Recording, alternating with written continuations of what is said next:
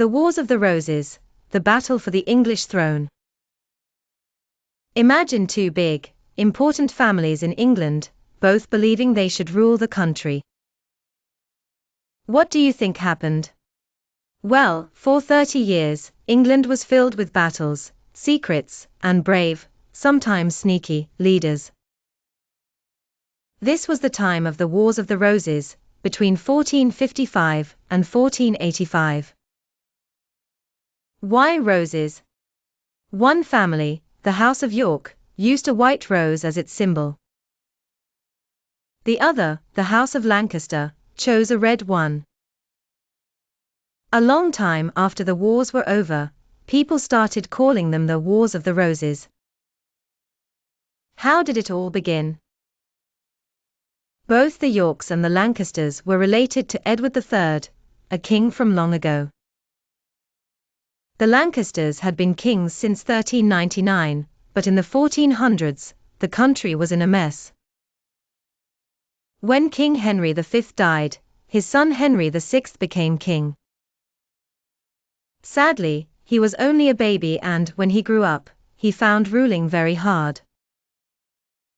He was often very confused or sad, and could not always make sensible choices. His wife, Queen Margaret of Anjou, tried to help, but argued with other powerful families. Big lords, called barons, started gathering their own armies and fighting amongst themselves. Everywhere, people worried about who was really in charge. The fighting starts. A rich noble called Richard, Duke of York, led the Yorkist family. He wanted to help rule while King Henry was unwell. The king's friends and Queen Margaret didn't like this.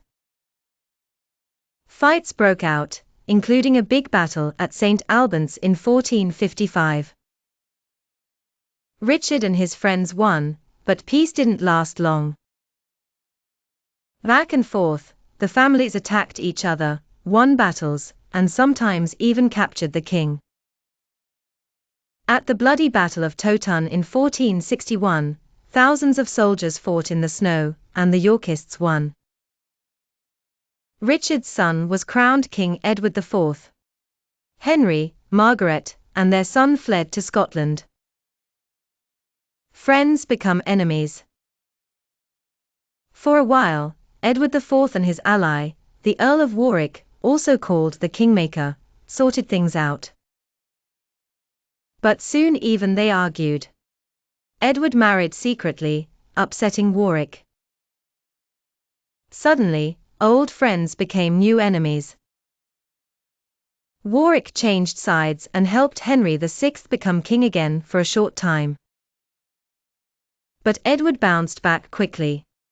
With help from his loyal brother Richard and other friends, Edward won battles, and soon he was king again. The final struggle.